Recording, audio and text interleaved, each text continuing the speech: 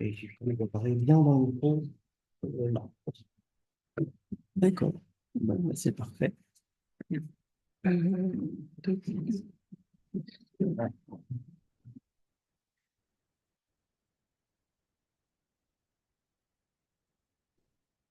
Mesdames, Messieurs, chers collègues, chers collègues et chers amis qui nous suivez en ligne, avant toute chose, je tiens à remercier Martin Dumont d'avoir organisé cette rencontre autour du livre d'Agnès Valk et de nous avoir réunis pour évoquer cette grande figure de Port-Royal.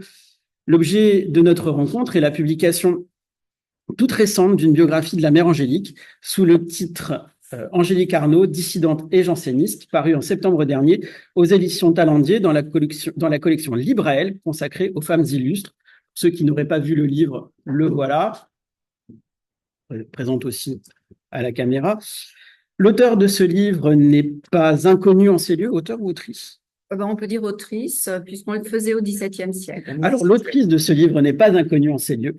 Il s'agit de Madame Agnès Valk, professeure des universités, inspectrice générale de l'éducation nationale, agrégée d'histoire, maîtresse de conférences dans ces lieux, puis professeure à l'université d'Artois. Agnès Valk a consacré ses premiers travaux à la spiritualité du mariage. Sa thèse a été publiée aux éditions du Cerf en 2002 sous le titre « La spiritualité conjugale dans le catholicisme français, 16e-20e siècle ». Elle a aussi publié de nombreux ouvrages sur le XVIIe et le XVIIIe siècle, dont on ne citera que Duel pour un roi, Madame de Montespan, contre Madame de Maintenon chez Talendier en 2014, qu'elle était venue d'ailleurs présenter au séminaire de Monique Cotteret, auquel nous étions quelques-uns à assister. Et en 2020, chez Perrin, La vie quotidienne sous l'Ancien Régime. Comme il est de tradition dans ces rencontres de l'IRER, le deuxième intervenant qui prendra la parole après Agnès Valk est M. Philippe Luez, conservateur général du patrimoine, directeur du musée de Port-Royal des Champs. Philippe est un complice de longue date. Il est l'auteur d'un livre que je recommande toujours chaleureusement à mes étudiants, Port-Royal et le jansénisme, des religieuses face à l'absolutisme. Donc là aussi, je le montre à la caméra. Publié donc chez Belin en 2017, ainsi que de très nombreux colloques et catalogues d'expositions. Je me contenterai de citer rapidement Port-Royal ou l'abbaye de Papier, donc, qui a été publié en 2011, Jean Restou et les miracles de Saint-Médard en 2013, ainsi qu'en 2019, le colloque Port-Royal et la sainteté, qui constituait le volume 69 des chroniques de Port-Royal et que nous avions co-dirigé. Nous sommes donc ici ce soir pour parler d'une des plus importantes figures du monastère de Port-Royal des Champs, la mère Angélique Arnauld. La biographie que lui consacre Agnès Valk est consistante, près de 350 pages, accompagnée de notes bibliographiques, d'une petite chronologie et d'un arbre généalogique bien pratique pour se retrouver dans la généalogie des Arnauld, si nombreuse et si ramifiée. Le livre interroge à la fois la vie de la femme, de la réformatrice et de l'abbesse. La lecture de l'ouvrage est aisée, ne manquera pas de séduire un public large, moi je l'espère, d'amateurs éclairés voulant découvrir la vie de cette femme qui, il faut bien le dire, est impressionnante de force et de volonté. Avant de laisser la parole à nos intervenants, je souhaiterais faire 3 séries de remarques. D'abord, Madame, vous nous livrez l'histoire d'une femme. Si parfois vous risquez une interprétation psychologisante, vous le faites avec prudence. Mais les failles de Jacqueline Arnauld sont souvent mal dissimulées derrière le voile de rigueur de la mère Angélique. Si l'historien doit en effet éviter de plaquer des lectures trop contemporaines sur son objet d'étude, tant les décalages dans le vocabulaire et les pratiques peuvent être nombreux, il est tentant de vous suivre sur ces pentes interprétatives. La galerie de portraits que vous établissez dans le livre fait d'ailleurs bien ressortir d'autres figures, comme celle de la mère Agnès, peut-être un futur chantier d'écriture. Ah non. Oh, ce serait pourtant bien. Non. Je ferai plutôt l'histoire des hommes, parce que celui qui m'intéresse, c'est son frère aîné. Et je vous dirai pourquoi. Deuxième remarque, votre livre apporte de très nombreuses informations sur le milieu dévot qui gravite autour du pouvoir. Vous montrez bien que la famille Arnauld n'est pas une famille en marge, mais bien au contraire une famille au cœur du pouvoir. La protection des grands rayonne sur le monastère et les abbesses de la famille jouissent du soutien des plus hautes figures de la cour. Vous montrez aussi bien que la réforme de Port-Royal s'inscrit dans le contexte de la réforme catholique et que l'exceptionnalité de la situation de Port-Royal tient davantage à la construction qu'on en a faite qu'à la réalité. Enfin, et à mon sens, c'est un aspect très important et pas suffisamment pris en compte pour le XVIIe siècle, vous écrivez dès les premières lignes de votre avant-propos La question politique est ainsi inséparable de la question religieuse, page 11 dans l'ouvrage, en indiquant bien que le monastère de Port-Royal et le jansénisme, si tant est qu'on arrive à définir ce terme qui résiste à toute tentative de définition précise, sont deux choses différentes. Remettre en contexte est le travail de l'historien. Sans la réforme catholique, sans le contexte géopolitique de l'époque, la question janséniste et port-royaliste ne se laisse pas appréhender. Enfin, vous montrez aussi la pluralité des voix de ce monde religieux. La mère Angélique n'est pas Saint-Cyran, Arnaud n'est pas Pascal, et donc Robert Arnaud d'Andilly n'est pas Angélique. Si l'on envisage l'unité factice de ce monde janséniste, on se condamne à n'y rien comprendre. Ces quelques remarques étant faites, je vous laisse la parole et je vous remercie d'avoir présenté cette haute figure du monde des couvents à un public plus large que celui des habituels spécialistes de l'histoire et de la littérature de l'époque moderne. Merci beaucoup. Merci beaucoup, Olivier, pour ce compte-rendu et cette analyse qui me touche beaucoup parce que vraiment, vous avez saisi le cœur de ce que j'ai souhaité faire, l'analyse d'une femme, avec tout de même un regard un petit peu contemporain, parce que sinon, l'histoire, pour moi, n'a pas d'intérêt. Si on ne la met pas en résonance avec notre vie contemporaine, ou en tout cas ce qu'on peut en saisir. Donc ça, c'est la première chose. La seconde chose, j'ai voulu m'adresser à un public non averti. C'était l'objet qui m'avait été demandé par mon éditeur. Et je l'ai fait d'ailleurs un peu en marge de la société d'histoire de Port-Royal. Je m'en excuse auprès de ceux qui auraient pu trouver que c'était un peu bizarre que je prenne vraiment un chemin de côté sans du tout, sauf à la fin, venir vous voir. Je l'ai fait tout à fait volontairement. Pour éviter d'être contaminée, parce que, je suis désolée, mais la contamination arrive vite quand on a des personnages aussi extraordinaires, parce que c'est un personnage extraordinaire, devant soi, quand on a une famille aussi incroyable, parce que tous les membres de la famille ont leur originalité, leur spécificité, on peut être très vite entraîné dans une espèce d'enthousiasme et qui ne me semble pas tout à fait de bonne aloi. En tout cas, c'était pas ce que moi je souhaitais faire. Alors, c'est pas moi d'ailleurs qui ai souhaité faire ce travail. Ce travail m'a été demandé par Denis Maraval, qui est le grand éditeur qui avait dirigé une multitude de biographies chez Fayard, du temps de la splendeur de Fayard comme éditeur de biographies historiques.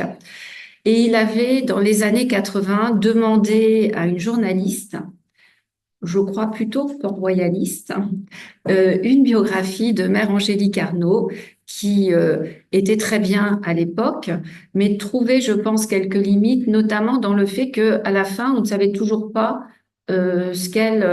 finalement, quelle était sa vie. Et j'ai trouvé ça absolument regrettable. Et il m'a dit, comme j'avais travaillé sur l'histoire religieuse que j'ai suivie pendant plusieurs années, avec Françoise de Noirefontaine qui est là, notamment le séminaire d'abord de Chonu et les travaux que vous aviez faits sur le jansénisme, et après le séminaire avec Monique Cotterêts. Bon, j'étais assez familiarisée. Et en plus, c'est pour ça que j'aime beaucoup le frère aîné d'Angélique. Lorsque j'avais fait mon travail de thèse il y a longtemps maintenant sur ce que j'ai appelé, c'est un peu anachronique, mais la spiritualité conjugale dans le catholicisme français, qui est paru au Cerf, et je remercie encore Monsieur Barbiche d'avoir pris ce livre et de m'avoir conseillé pour une édition un peu moins scientifique que la thèse. J'étais tombée sur une très très jolie poésie, alors un petit peu légère, et ça commençait d'un cœur avec un cœur, nous faisons une alliance, etc. Et puis ça se retrouvait dans beaucoup des livres que j'avais lus sur le mariage et les conseils qu'on donnait aux mariés. Et puis j'en étais restée là. Et puis c'est en continuant mes recherches que j'ai trouvé en réalité le passeur je dis le passeur, hein, le passeur de cette petite poésie, c'était d'Andilly. Voilà, c'est lui qui, dans les poésies chrétiennes, l'avait repéré, l'avait retransformé, retravaillé, parce que c'est un poète, hein, et il l'a donc donné au public. Poésie qui vient du protestantisme, enfin c'est Tertullien Rebouilly, enfin voilà. Donc on va s'arrêter là pour le problème de la vie conjugale, parce qu'on va pas tellement trouver de vie conjugale chez Angélique Arnaud, mais Du Christ. oui, épouse du Christ, enfin, elle voulait tout à fait, elle voulait pas du tout rentrer dans les ordres et elle aurait préféré être la fille aînée. Donc, c'est pour vous expliquer pourquoi j'ai accepté de faire cette biographie avec comme objectif un peu fou de savoir exactement où elle était et ce qu'elle a fait année par année. Mais je n'avais pas mesuré la difficulté de ce travail parce qu'elle a vécu 70 ans, enfin presque, hein, un an de moins, un mois de moins que 70 ans. Et au fur et à mesure que j'essayais de trouver les archives, je me disais, mais pourquoi est-ce qu'elle n'est pas morte avant? Alors qu'en plus, dans ses lettres, elle ne cesse de dire qu'elle va mourir le lendemain. Hein. Donc c'est absolument incroyable et à chaque grand tournant dans sa vie ou à chaque grande décennie, elle envoie des lettres à sa sœur ou à d'autres religieuses en disant qu'elle se demande encore pourquoi elle est sur Terre, parce qu'elle est malade, parce que, enfin bon, ça participe bien évidemment d'une certaine rhétorique religieuse, hein, bien évidemment, mais elle y croit quand même assez fortement. Donc, je crois avoir réussi ce défi. Et l'intérêt de reprendre une biographie, donc presque 30 ans après la première biographie qui lui avait été consacrée, c'est que depuis, de très belles études sont sorties sur Mère Angélique et surtout, c'est toutes ces lettres. Enfin, c'est plus qu'un catalogue raisonné, c'est toutes ces lettres sont publiées, ont été très correctement annotées, voilà. Donc tout ce qui était soit dans des archives et non publié, soit publié mais de manière très tronçonnée, comme on dit dans le jargon, très caviardé, avec des mauvaises attributions de dates, des choses comme ça. Tout ça a fait l'objet d'un travail dont j'ai recueilli les fruits. Donc je ne suis rien, hein, je suis une petite. J'ai simplement tout lu, hein, mais j'ai absolument tout relu. Les manuscrits, les anciennes publications, les nouvelles publications. Et donc, je me suis fait mon idée à moi de ce qu'a pu être Mère Angélique Arnaud. Alors, pour ceux qui ne voient pas très bien qui elle est, moi, je dis c'est la fondatrice de Port-Royal et ça l'est vraiment parce que c'est elle qui, au début du XVIIe siècle, est mise dans une abbaye, donc on est vers 1610, 1609, 1610. Elle est placée dans cette abbaye, elle est encore enfant, hein, elle a une dizaine d'années, hein, et enfin un petit peu plus. Elle est placée dans cette abbaye par son grand-père, donc par sa famille, avec une histoire sur laquelle on pourra revenir, de vœux qui ont été prononcés à un âge indu. Voilà, donc elle incarne dans la première partie de sa vie tout ce qui a été dénoncé par la réforme protestante et tout ce qui continue à être dénoncé par la réforme catholique, c'est-à-dire, on va dire, la prévarication, le népotisme, le placement de jeunes filles dans des couvents avec des dots, voilà, qui sont soit trop supérieures à ce qu'il faudrait, soit pas de dot, et surtout des couvents dont l'ordre intérieur ne correspond pas à l'idéal monastique. En effet, alors le couvent de Port-Royal n'est pas le pire, mais autour de Port-Royal, il y a des couvents qui sont beaucoup moins bien tenus, notamment l'abbaye de Maubuisson où elle fait ses classes, hein, puisqu'elle est envoyée d'abord à l'abbaye de Maubuisson pour sa formation religieuse. Alors, la formation religieuse, on peut dire qu'elle n'en a pas, hein, puisque c'est un couvent où il n'y a plus de clôture, où les religieuses ont des biens personnels notamment des petits jardins, ça c'est très frappant, et où les moines des abbayes alentours ou des abbayes jumelles viennent tous les jours, on danse, on banquette, on fait beaucoup d'autres choses, très probablement qui ne sont pas tout à fait décrites, et heureusement. Voilà. Donc, quand elle arrive à Port-Royal, c'est une petite jeune fille mise là par ses parents et ses grands-parents qui espèrent que cette promotion, elle devient directement abbesse, servira leur ascension sociale et leur volonté de s'élever, hein. C'est une famille qui est dans l'orbite d'Henri IV et qui va rester fidèle, hein, aux Bourbons. Toute la famille, une partie de la famille est protestante, l'autre partie est catholique, mais la partie catholique, qui est celle des parents et des grands-parents d'Angélique Arnauld, est quand même catholique. Bon, voilà, ils sont catholiques. Alors, je dis pas qu'ils sont catholiques tièdes, hein, mais ils font comme on fait à l'époque, hein, on place les filles, on achète des places, etc. Voilà. Donc, rien de très grave pourtant à Port-Royal. Il y a très peu de religieuses, hein, une dizaine de religieuses. Elles sont plutôt vieilles. Alors elles suivent mollement le rythme conventuel. Et donc la petite fille arrive là. Donc c'est pas scandaleux, mais ça n'est pas très exaltant et c'est quelque chose qui n'est pas très rigoureux du point de vue de l'organisation monastique et de la discipline. Et puis en fait le génie d'Angélique, c'est d'avoir un jour décidé que ce destin contraint, eh bien, elle allait le choisir et qu'elle allait même faire plus que le choisir, c'est-à-dire qu'elle allait l'imposer à ses parents et elle a, donc c'est peut-être une interprétation un peu psychologique, mais elle est certainement vraie. Elle s'est dit que puisqu'elle n'arrivait pas à sortir de cette condition de religieuse, alors qu'elle voulait être mariée, qu'elle aurait préféré être l'aînée des filles, elle le dit, hein, eh bien, elle prend ça vers le corps et elle va devenir l'une des premières abbesses réformatrices en France. Alors, il y en a d'autres, hein, mais elle est vraiment l'une des premières, à un âge très très jeune, hein, puisqu'elle a à peine 18 ans à ce moment-là, et c'est ce qu'on appelle la fameuse journée du guichet, hein, où elle interdit à ses parents d'entrer dans la clôture. C'est-à-dire qu'elle a restauré la clôture.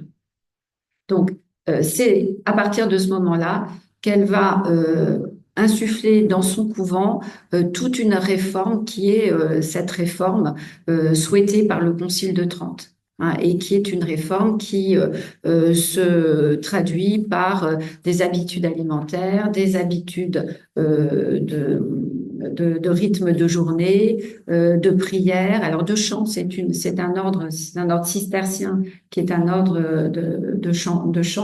Enfin, ils chantent, ils chantent les offices. Voilà. Donc, elle fait ça et ça marche finalement tellement bien qu'elle est envoyée dans d'autres abbayes, notamment dans l'abbaye de Maubuisson, où elle avait été formée, enfin mal formée dans sa jeunesse, pour introduire une vraie discipline conforme à ce qu'on attend des couvents féminins. Voilà, donc c'est elle véritablement qui va donner une dimension à Port-Royal que cette abbaye un peu obscure au fond d'un vallon assez éloigné de Paris avec vraiment très peu de religieuses, elle va lui donner une ampleur qui n'était pas à l'origine, le second trait, je dirais, un peu de génie, c'est quand elle décide d'aller à Paris.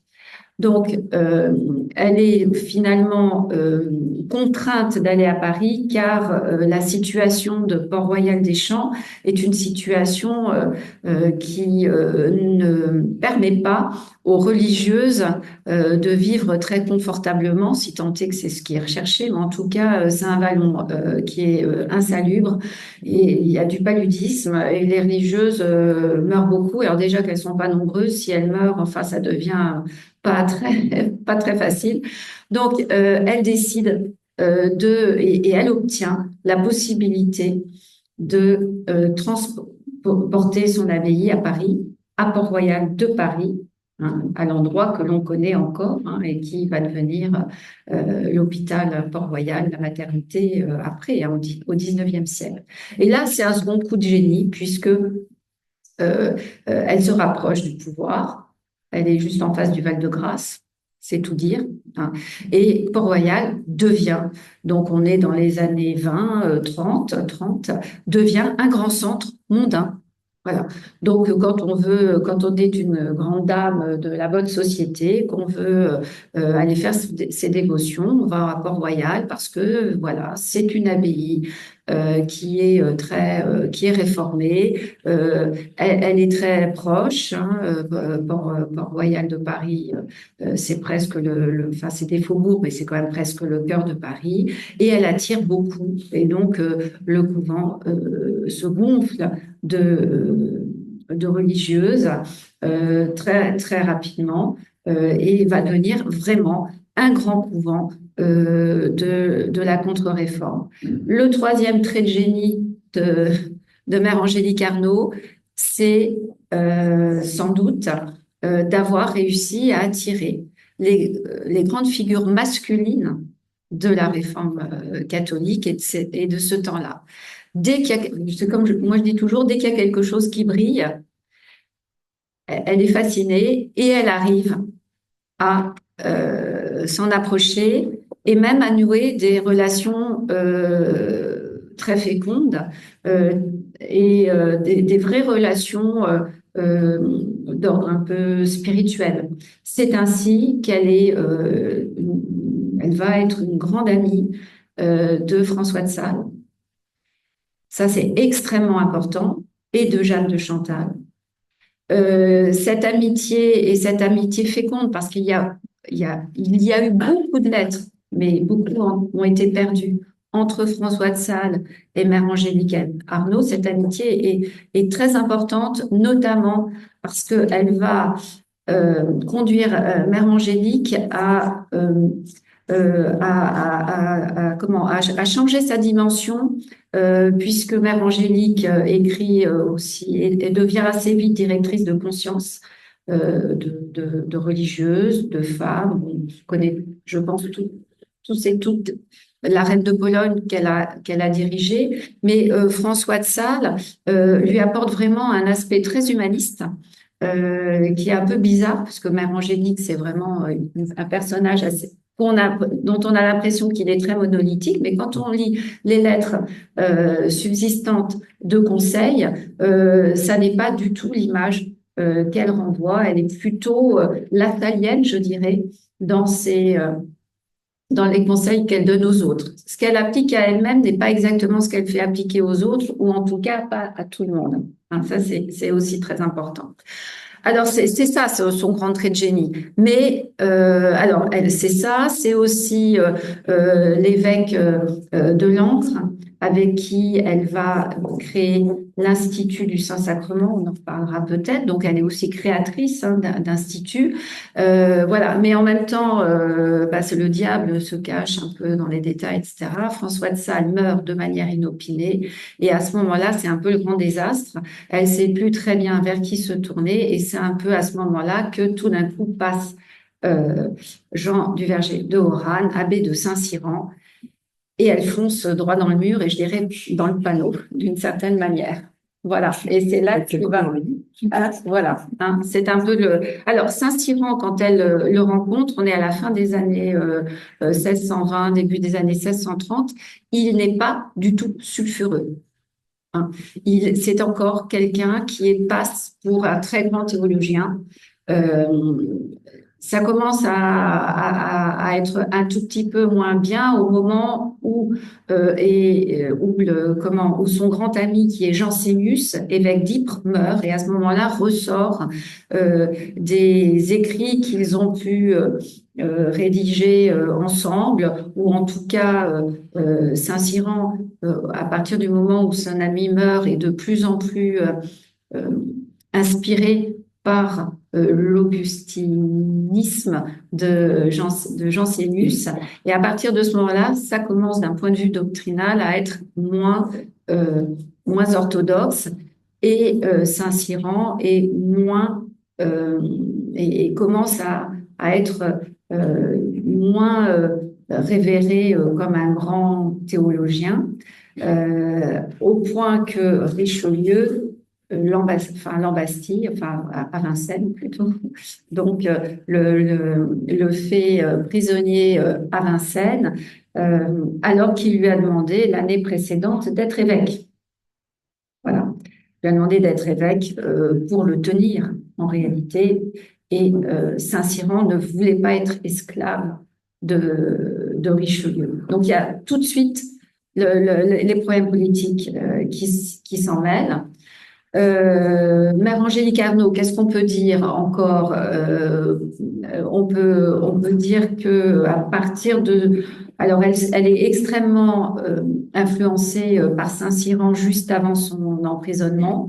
Elle est encore inspirée par lui pendant sa détention, et quand il est libéré, il meurt quasiment tout de suite. Donc Saint-Cyran, c'est presque plus des regrets, un remords, une idée qu'elle se fait de lui, plus que une proximité, puisqu'ils ont été proches à peu près 6 ans, quelque chose comme ça. Moi, je suis très sensible aux dates, hein. Enfin aux dates, aux durées, hein, aux durées, parce que il y a des imprégnations qui sont plus ou moins importantes. Donc, Mère Angélique Arnauld traverse ensuite la persécution. On pourra revenir sur les raisons de cette persécution, à la mort de Saint-Cyran, à la mort de Richelieu. Il y a oui, c'est ça, il y a l'épisode de la Fronde qui est un petit peu un épisode qui va laisser en sursis le jansénisme, mais après la Fronde, dans les années 50, là véritablement, il y a une offensive des jésuites contre ce qui commence à s'appeler les jansénistes. Mais Angélique, à ce moment-là, est plus vieille. Elle aborde la soixantaine. Elle est bientôt plus réélue abbesse, et donc va prendre du recul et du champ par rapport à ces événements. C'est à ce moment-là qu'elle se met à écrire ses mémoires.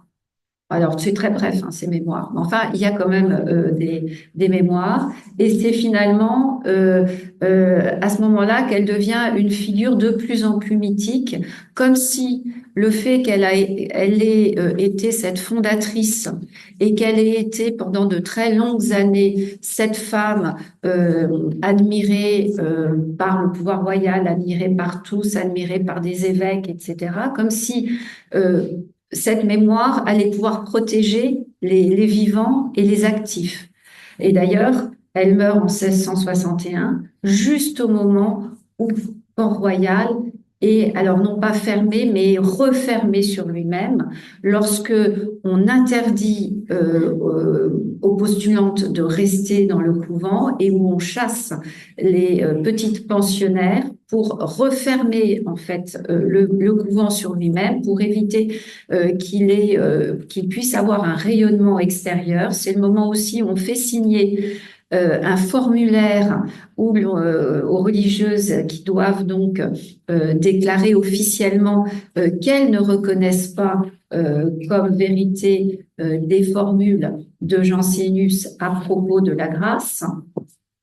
Et Mère Angélique, eh bien, on la fait revenir des champs et on la met à Paris un peu comme une sorte de paratonnerre, comme si elle allait protéger cette communauté par son aura et par le fait en fait qu'elle est devenue un personnage quasiment mythique, personnage dont s'empare dès le moment où elle meurt ses successeurs, sa nièce et aussi Jacqueline Pascal, la sœur de Pascal, qui vont en faire une sorte d'image tutélaire et de mythe fondateur de Port-Royal et du jansénisme. Mais du jansénisme, est-ce qu'elle l'a vraiment été? Ça, c'est une vraie question. D'abord, qu'est-ce que le jansénisme? Moi, je dis toujours, elle a fait du jansénisme comme Monsieur Jourdain a fait de la prose.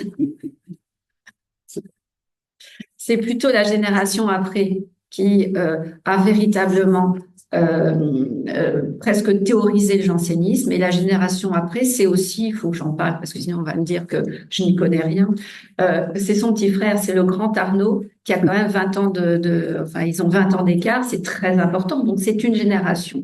C'est la génération de sa nièce qui va reprendre la direction de l'abbaye. C'est la génération presque de Jacqueline, pardon, Pascal. Donc, c'est une génération après qui va arriver et qui, elle, va être jusqu'au boutiste, qui a envie d'en découdre, qui a envie de polémiquer, qui a envie, en fait, de mener la guerre et qui va construire la mémoire de Port-Royal et la mémoire de Mère Angélique.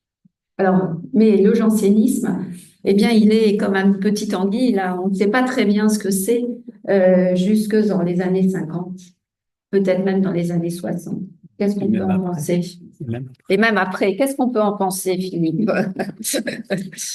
Oui. Même après, moi, j'ai souvent tendance à rappeler cette phrase de Flaubert dans le dictionnaire des idées reçues. Le jansénisme, on ne sait pas ce que c'est, mais c'est très chic d'en parler. Donc, nous sommes chics. Nous sommes chics ce soir. Soyez-en sûrs. Philippe, je te laisse la parole. Oui, ça va comme ça ou pas? Non, on échange. On change comme vous voulez. Voilà. C'est bon? Merci. Ça va. Merci Olivier, merci Agnès pour cette première partie stimulante. Alors, il y a plusieurs questions, me semble-t-il, pour bien comprendre les enjeux de la biographie que nous livre aujourd'hui Agnès Valk dans cet ouvrage très stimulant. Parce que Port-Royal est un lieu très paradoxal et la question par laquelle Agnès Valk a choisi de terminer son exposé, cette question du jansénisme qui empoisonne d'une certaine manière toute personne qui veut s'intéresser et travailler à Port-Royal, reste une question effectivement extrêmement délicate à aborder. Alors, moi, je voudrais peut-être redonner quelques éléments de contexte pour donner un peu le décor et la scène sur laquelle cette magnifique figure joue et tient les premiers rôles pendant 70 ans. La première, effectivement, le paradoxe du lieu, paradoxe de ce Port-Royal. Alors, on va dézoomer vers le contemporain. Comme moi, j'ai eu la chance qu'on me propose la responsabilité du Musée national de Port-Royal des Champs, j'ai des collègues qui m'ont dit, c'est formidable, tu as le métro pour te rendre au travail. Effectivement, si vous voulez descendre à la station Port-Royal, il vous reste encore 7 heures de marche pour atteindre Port-Royal des Champs. Donc, pour aller travailler tous les jours, c'est un petit peu long. Donc, premier paradoxe, mais le paradoxe, il dure et il est très long dans l'historiographie, y compris au XVIIe siècle, précisément à cause de la crise janséniste. C'est-à-dire que on est sur un lieu dédoublé. Port-Royal des Champs, Port-Royal de Paris, qui forment une entité et une entité unique avec une histoire très contrastée puisque la maison mère, la maison d'origine, c'est Port-Royal en Vallée de Chevreuse qui ne s'appelle pas encore Deschamps et qui est cette fondation cistercienne début du XIIIe siècle. On n'est pas très original parce qu'à l'époque c'est finalement la norme pour les créations monastiques féminines et notamment du bassin parisien dans l'entourage d'une noblesse assez proche du pouvoir de l'époque.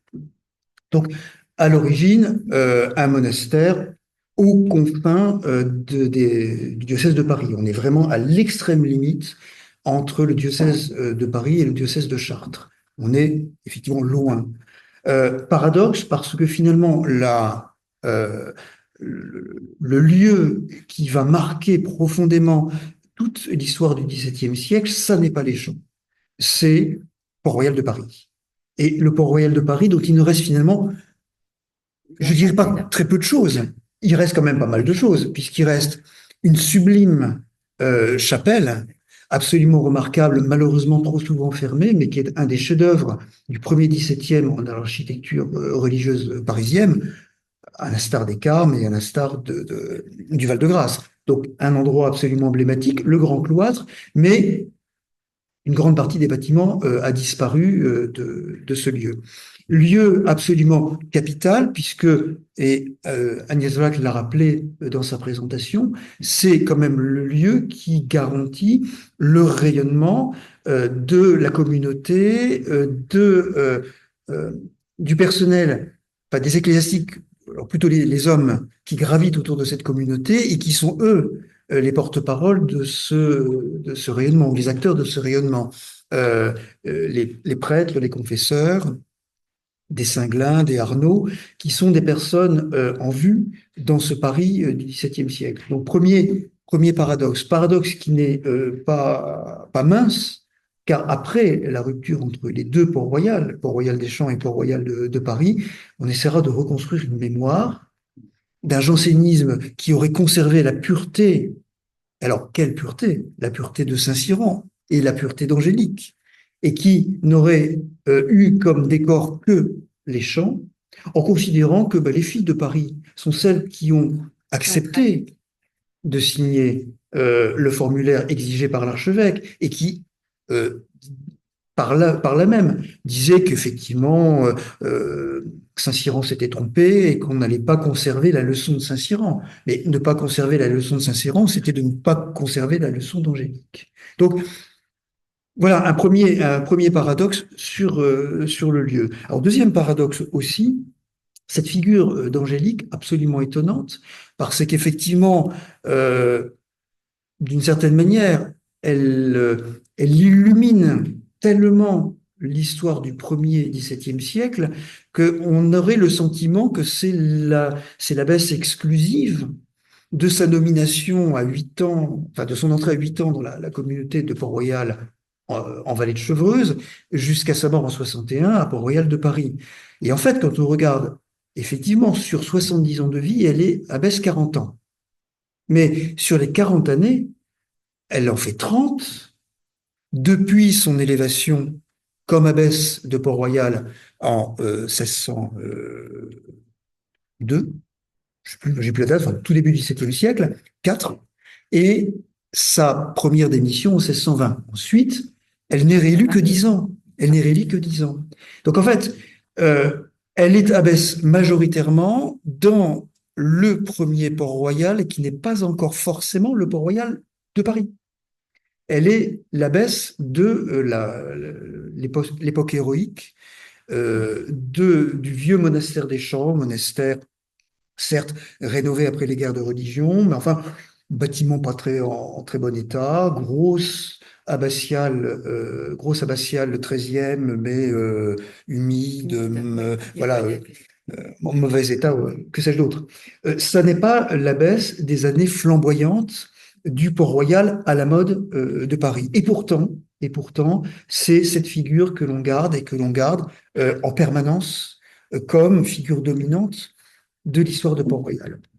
Alors, en gros, qu'est-ce qui a pu se passer? Effectivement, et on le voit très bien dans le livre d'Agnès Valk et dans l'exposé qu'elle a fait, elle est exemplaire parce que dans ses fragilités, dans le côté même très paradoxal de son entrée en religion, elle est une espèce de figure jusqu'au boutiste. En fait, ce qui fait l'originalité d'Angélique dans ses premières années d'abbatiat, c'est que lorsqu'elle a ce qu'elle présente elle-même dans son autobiographie comme une sorte de crise crise religieuse et de conversion, avec tous les guillemets qu'il faut, parce qu'on est à Port-Royal, et la conversion a un rôle important dans les biographies de Port-Royal. Lorsqu'elle vit quelque chose qui est de l'ordre d'une conversion intérieure, c'est-à-dire d'une vocation imposée à une vocation, et subie, à une vocation assumée, elle devient une des figures principales de l'extrême observance à l'intérieur de Cîteaux. Donc c'est ça, finalement, qui forge la légende de cette réformatrice.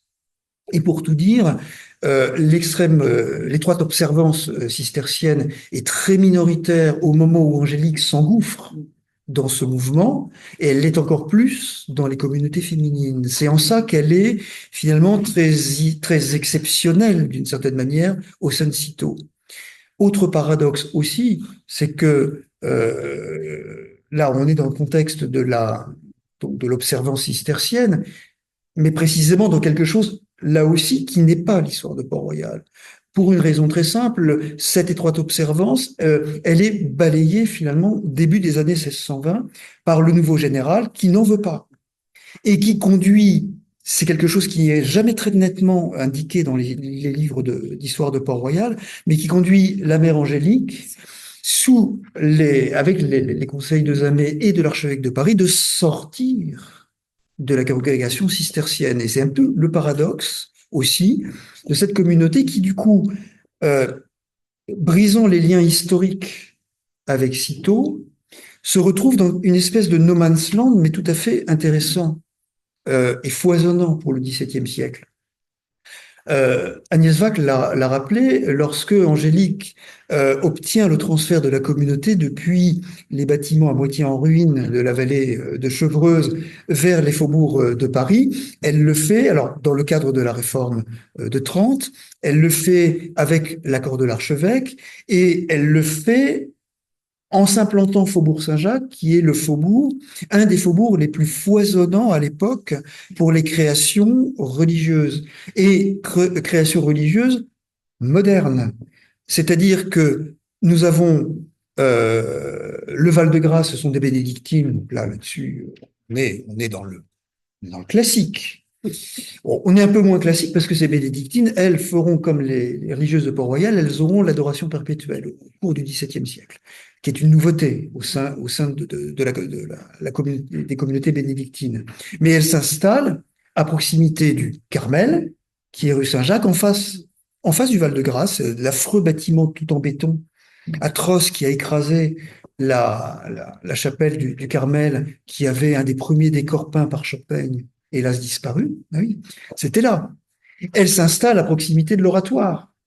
On a la Visitation pas très loin. On est dans un espace religieux aux portes de Paris. On n'est pas loin aussi des Chartreux, qui sont sous l'actuelle école des mines, pas très loin d'ici, mais qui à l'époque, alors là, oui, on est aux portes de Paris, mais on est loin, parce que la Chartreuse s'appelle Vauvert. C'est pour ça qu'on dit au diable Vauvert. Parce que pour un Parisien, aller là-bas, c'est loin à l'époque. Alors, donc on est dans ce faubourg saturé de nouvelles créations, à tel point que l'archevêque de Paris accepte l'installation des filles venant de Port-Royal, rue Saint-Jacques, en disant « On commence à avoir beaucoup de congrégations à Paris, ce sera la dernière, nous n'en accepterons plus d'autres. » Donc, c'est ce contexte-là, et qui est un contexte absolument important à avoir en tête.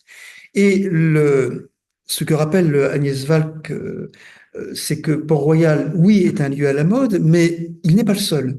C'est-à-dire que dans ce Paris foisonnant, dans ce Paris d'après les guerres de religion, travaillé par la Ligue, puis repris en main dans une pacification, règne du roi Henri et tous les problèmes qu'on connaît dans le premier 17e, cette société parisienne se trouve face à ce foisonnement religieux et à des choix qui sont des choix de société au sein même de l'aristocratie parisienne, choix individuels, parce qu'après tout, les questions religieuses sont cruciales au XVIIe siècle, elles n'existent pas avant la Réforme. Là, maintenant, dans cette société parisienne, on est protestant, on est nouveau catholique, c'est-à-dire reconverti, on peut basculer d'un côté ou l'autre, c'est-à-dire que finalement, l'idée même qu'on puisse avoir dans ces sociétés cultivées, éclairées, intéressées par la chose religieuse, la possibilité d'avoir un choix confessionnel,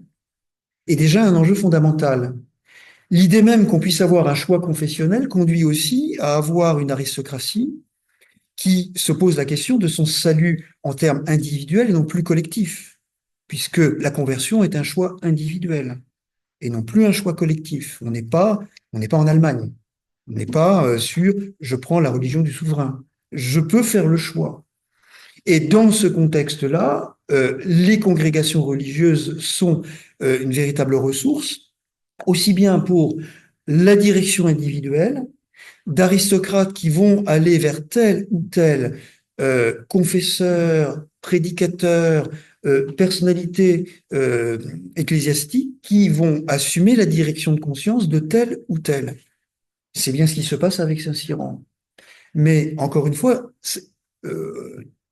Port-Royal n'est pas un isolat. Et une des choses, moi, qui m'avait frappé lorsque je me suis aussi posé les questions sur la place de Port-Royal dans cette société du 1er 17e, c'est qu'en fait, on a plusieurs communautés à la mode, entre guillemets, à l'époque, et je dirais, on va en prendre deux. On a Port-Royal d'un côté, et de l'autre côté, on va avoir précisément le Carmel.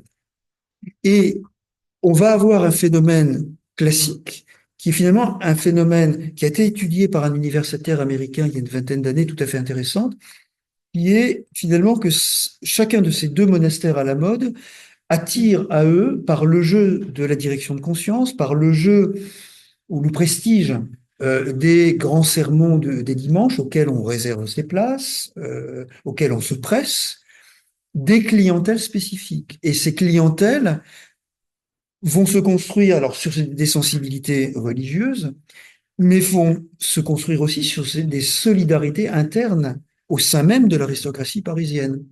Et du coup, au risque de caricaturer ce qui se passe autour de Port-Royal et du Carmel, ce sont finalement des blocs aristocratiques qui se cristallisent autour de l'un ou l'autre des monastères. Là encore, c'est un petit peu schématique, mais on voit très bien que dans les années 1630, ce sont des clientèles politiques qui se reconnaissent dans l'un ou l'autre des monastères. Derrière Port-Royal, c'est la clientèle des nouveaux catholiques et, parce qu'on est sur une famille biconfessionnelle, de ce personnel arrivé aux affaires avec Sully à l'époque d'Henri IV, qui continue dans la première partie du règne de Louis XIII à avoir en main les affaires économiques, les affaires parfois financières bien sûr, ou diplomatiques. Et puis, de l'autre côté, autour du Carmel, c'est la clientèle du chancelier Séguier. Et c'est finalement la clientèle plutôt de ceux qui seront les politiques, entre guillemets. Et du coup, indépendamment de la question théologique qui va devenir cruciale à la fin des années 1630 et surtout après, à partir des années 1650 et après la Fronde, en fait, on voit déjà que ces deux clientèles ont déjà choisi finalement leurs référents religieux au sein même de la capitale et que finalement, si on ne prend qu'une analyse strictement politique de cet équilibre, vous voyez qu'à un moment donné, c'est le personnel autour de Séguier qui va prendre le plus en plus d'importance dans la vie politique de l'époque, lorsque la clientèle autour des Arnaud semble s'essouffler au fur et à mesure qu'on avance dans le temps. Avec là aussi peut-être un équilibre qu'il ne faut pas non plus voir de manière trop schématique. D'un côté, cette clientèle de nouveaux catholiques ou de personnel avec ces familles mixtes qui sont à la fois, je dirais, des pragmatiques derrière le roi Henri, mais qui, comme nouveaux convertis, seront aussi parmi ceux qui seront les plus radicaux dans la volonté de retrouver une sorte d'unité au sein même de l'Église catholique. On va dire, pour schématiser, ce sont les plus radicaux qu'on va retrouver finalement dans les années 1635-1638 derrière Port-Royal, alors que, et là encore une fois c'est très schématique, les politiques, ceux qui auront finalement le dernier mot dans les dernières années du ministériat de Richelieu, on va les trouver vers Séguier, on va les trouver contre Port-Royal. Indépendamment de tout. Là aussi, et c'est justement la question, dernier paradoxe, le jansénisme. Le jansénisme, le mot qui empoisonne tout Port-Royal, dois-je dire. Alors, nous avons tous eu l'occasion d'avoir des discussions passionnées avec nos éditeurs qui veulent des titres qui soient vendeurs. Hein. Donc, Agnès, on vous a proposé Angélique dissidente et janséniste, donc après il va falloir expliquer ça maintenant qu'on a le titre. Et puis alors moi c'est pareil, j'avais dit bah écoutez on va coller Port-Royal et jansénisme parce que voilà c'est une équation qui semble absolument logique. Mais maintenant qu'est-ce qu'on va faire du jansénisme? Et là-dessus, je crois qu'il y a plusieurs façons d'essayer de comprendre cette question du jansénisme. Et je suis d'accord aussi avec Agnès Valk C'est-à-dire qu'on a une historiographie assez classique et traditionnelle, et qui part de Victor Cousin, qui passe par Sainte-Beuve, et qui est encore très largement répandue dans les travaux de nos amis et confrères de la Société des Amis de Port-Royal, et qui voit vraiment dans le jansénisme, alors d'abord un fantôme, mais là je pense qu'on est d'accord avec eux. C'est un fantôme parce que c'est un mot en isme, et vous savez que les mots en isme sont des mots valises. Ça marche pour tous les mots en isme. Vous pouvez essayer, même les plus contemporains. Vous mettez isme, vous vous rendez compte que le mot ne veut rien dire. Donc jansénisme ne veut sans doute rien dire. C'est déjà la première chose. Ou couvre une réalité tellement protéiforme que, mon Dieu, au bout de 20 ans et plus, réussir à vous donner une définition du jansénisme, c'est complètement, ça devient difficile, ça reste difficile. Donc, première chose, voilà. L'idée que on est face à un objet qu'on a du mal à appréhender, et l'historiographie, là-dessus, on est tous d'accord pour dire ça. Là où on est peut-être moins d'accord, entre différentes sensibilités qui travaillons sur Port-Royal, c'est savoir si la crise de Port-Royal est une crise théologique, strictement théologique, est une crise politique, strictement politique, ou si c'est les deux. Bah, la réponse, de toute façon, elle est dans la question. Elle est forcément les deux, nécessairement. Mais le risque est, bien sûr, de donner trop d'importance à l'un ou trop d'importance à l'autre, et de rompre cet équilibre subtil dans une France où, de toute façon, cette séparation du politique et du religieux n'existe pas. Et donc, partant de là, on est face à un objet complexe. Euh, vous avez commencé dans l'exposé à donner déjà les réponses. C'est-à-dire que si on se place d'un point de vue strictement théologique, je dirais que Port-Royal n'est pas plus déviant ou plus hétérodoxe que n'importe quel autre lieu religieux catholique romain du royaume de France dans le premier XVIIe. De toute façon, tout le monde est augustinien au XVIIe siècle, au début du XVIIe siècle en France.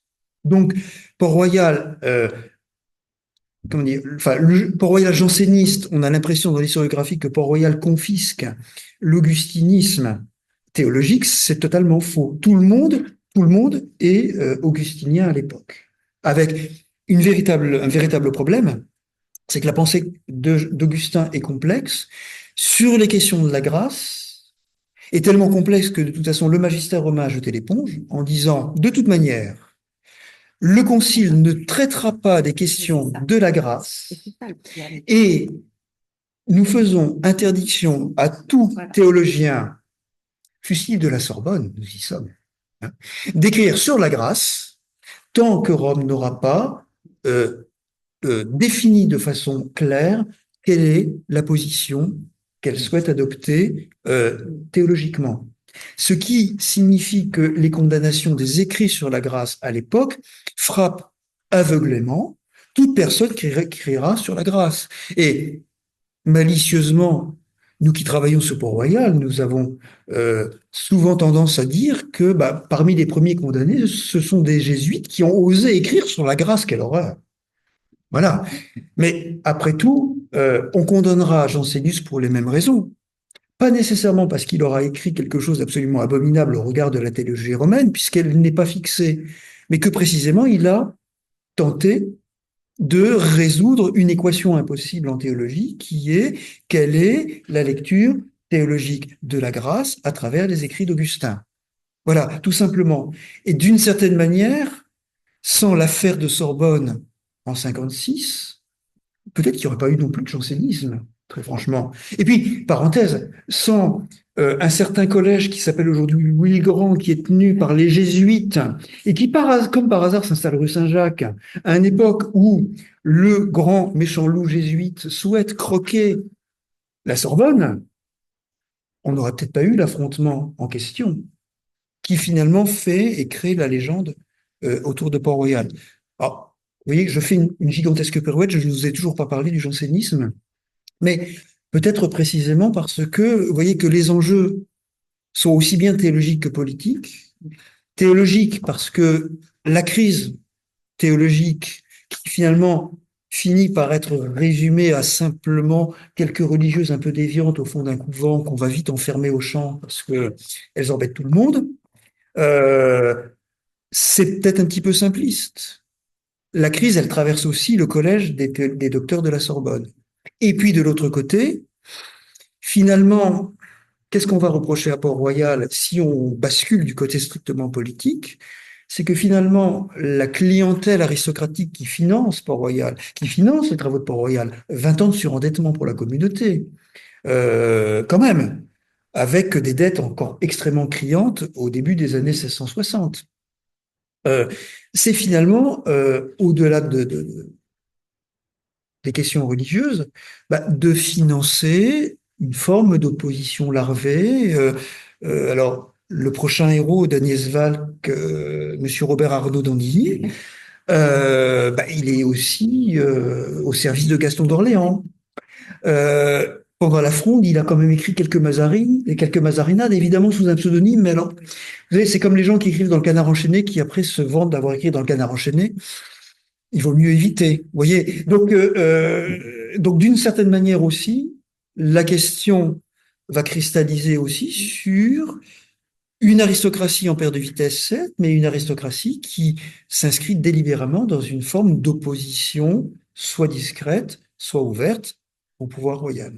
Et c'est peut-être, alors, une façon, vous voyez, de résumer rapidement le contexte dans lequel on se trouve au moment où Angélique n'est plus qu'une figure, une figure un peu emblématique de Port-Royal, mais tellement emblématique qu'elle dit elle-même aux religieuses, attention, après ma mort, je vous défends de me faire sainte. Donc, l'idée que Angélique pourrait devenir une sorte de figure sainte, elle est déjà dans les têtes de la communauté religieuse et des amis de Port-Royal. Mais je voudrais terminer par ce mot-là, puis après, peut-être on sera en dialogue avec vous-même et avec les autres intervenants. Lorsque arrive la crise autour de Port-Royal, lorsque Rome, et c'était du 50-50, choisit finalement de condamner Jansénius, lorsque les religieuses refusent de dire, en fait, on s'est trompé pendant 30 ans en suivant Monsieur de Saint-Cyran, donc on refuse d'adhérer à la condamnation romaine. Que dit la vieille Angélique, mourante au fond de son lit? Écoutez, mais signez, par pitié et par grâce, signez et laissez-nous rentrer à nouveau dans le silence. Merci beaucoup à tous les deux. Rentrer dans le silence quand on sait à quel point les jansénistes ne cessent d'écrire et ne savent pas se taire, même quand le pouvoir leur impose le silence, c'est une conclusion magnifique. Je vous ai vu, chère Agnès, réagir aux propos de Philippe. Est-ce que vous voudriez directement lui répondre? Ah oui, je pense que, en fait, je pense qu'on est tout à fait, on est totalement d'accord, on est absolument d'accord. Alors, moi, je vais peut-être incriminer beaucoup le grand Arnaud. Je pense vraiment que s'il n'avait pas envie, s'il n'avait pas eu envie vraiment de s'opposer aux jésuites, il se serait rien passé. Oui. Je pense que c'est vrai que la famille est une famille de robes qui a des petites difficultés avec le pouvoir. En même temps, ils ont toujours été fidèles et ils déclarent toujours qu'ils sont fidèles. Et à la fin, ils le sont. Parce que mon héros Arnaud d'Antilly est victime de disgrâce et se plaît à être disgracié dans sa campagne avec beaucoup d'élégance et voilà, ils n'ont pas envie véritablement, en tout cas les enfants, les premiers enfants des Arnaud n'ont pas envie du tout d'être désagréables face au pouvoir. C'est vraiment la génération qui est celle du grand Arnaud qui veut en découdre. Et les autres, et d'ailleurs Angélique est extrêmement réticente. Elle lui dit, elle lui dit, parce qu'elle se prend presque pour sa mère hein, à un certain moment, elle lui dit que voilà, que là, il exagère, qu'il doit absolument. Il y a un moment donné, le roi lui dit bon ben écoutez, allez donc à Rome, en cour de Rome, défendre votre point de vue, et puis on verra bien ce qui se passe. et dire bah non, non, non, moi je ne peux pas. Enfin bon, alors sous des prétextes que j'ai toujours pas compris, hein, d'ailleurs, parce que un sujet du roi ne peut pas aller se défendre directement. Enfin voilà, mais bon, oui, mais enfin. Bon, s'il avait une lettre du souverain, ça aurait pu. Voilà. Alors, bon, bah, il décide de se cacher et de partir, comme il dit, en exil, c'est-à-dire d'essayer voilà, de se dérober à des descentes de police.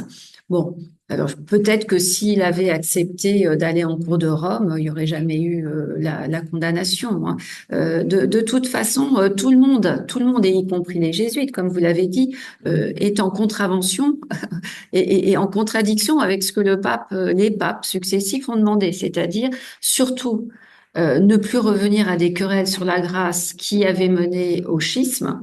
Donc, on se tait, on n'en parle plus. Voilà. On y pense tout le temps, mais on n'en parle plus. Voilà. Et d'ailleurs, mais je crois que j'ai déjà eu l'occasion de le dire, mais je le redis, euh, c'est Pascal qui a, je pense, eu l'approche la plus intelligente. Il est sympathisant, enfin, il est ami euh, des personnes. Hein. Il est pas sympathisant intellectuellement, hein, mais vraiment, il est un sympathisant parce que il a du respect, de l'admiration et même de l'amitié pour un certain nombre de personnes qui sont dans l'entourage de Port-Royal et pour Mère Angélique et encore plus pour Mère Agnès. Enfin voilà. Donc c'est vraiment quelqu'un qui est proche de Port-Royal, sans jamais épouser la doctrine de jansénisme. Et dans sa première provinciale, que je vous invite vraiment à relire parce que elle est très compréhensible pour même quelqu'un qui n'a jamais fait de théologie, hein, et ça m'amènera à dire une seconde chose ensuite. Il explique que voilà. Alors, comme je dis toujours, il a son Candide et Candide va voir un petit peu tous les théologiens parisiens et à chacun, il leur demande alors qu'est-ce que la grâce? Puis chacun donne une réponse différente, signe que en fait la doctrine n'est pas du tout fixée et que en réalité personne ne veut la fixer. Puis d'ailleurs, est-ce que ça a une vraie implication pratique? Est-ce que véritablement les fidèles, même un peu dévots, sont très tiraillés par cette question de la grâce? C'est quand même vraiment des querelles de Sorbonnards, hein. Parce que les deux jésuites, Anat et l'autre là, qui relancent les débats, vraiment, ils coupent les cheveux en quatre, en 18, en 26. C'est très compliqué à comprendre. Et quand on regarde d'ailleurs de la fréquente communion du grand Arnaud, qu'il publie euh, comme étant soi-disant une défense, hein, des idées jansénistes, vous aboutissez à pas grand-chose. Il ne dit rien sur le fond. On n'arrive pas à savoir. Alors, il décrit les choses, il explique dans quel texte cet argument a été pris, quand d'autres textes, etc. Donc, il explique bien, il présente bien en réalité les débats, mais bien malin sera celui qui sait exactement ce qu'il en pense au fond de lui. Alors, c'est peut-être fait exprès, mais en même temps, c'est donc un livre qui va s'arracher puisque tout le monde a entre les mains, pour un public non savant, quelque chose qui vous permet de comprendre un petit peu ce que ça peut être que ce débat sur la grâce qui est réactivé à ce moment-là. Et j'en viens à la deuxième idée. Moi, ce qui m'a frappé aussi chez Angélique Arnaud, c'est qu'elle ne veut jamais rentrer dans les débats théologiques. Le personnage tel qu'il n'apparaît pas, n'est pas taraudé par de la spiritualité. C'est pas du tout comme sa sœur Agnès, qui effectivement est, je pense, une femme beaucoup plus mystique et qui a véritablement des élans mystiques et une vraie réflexion, une vraie vie de prière. Ça n'est pas du tout le cas d'Angélique. J'oserais dire qu'elle n'a pas de vie de prière. Enfin, elle est parfaitement elle a une vie très digne, hein, elle est parfaitement digne. Elle peut prier, mais elle est quand même extrêmement attentive aux aspects très extérieurs, hein, de la pratique.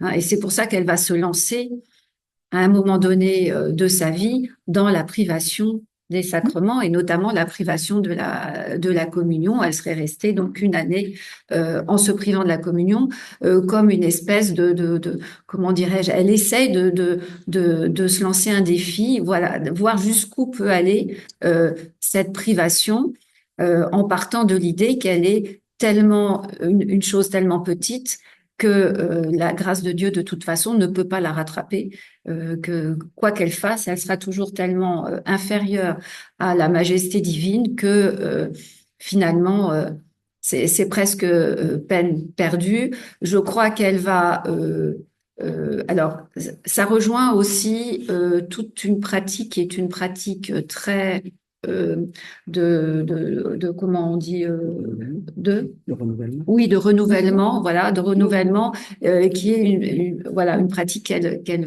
fait là pour le coup très régulièrement et qu'elle incite sa communauté à faire aussi, mais toujours avec beaucoup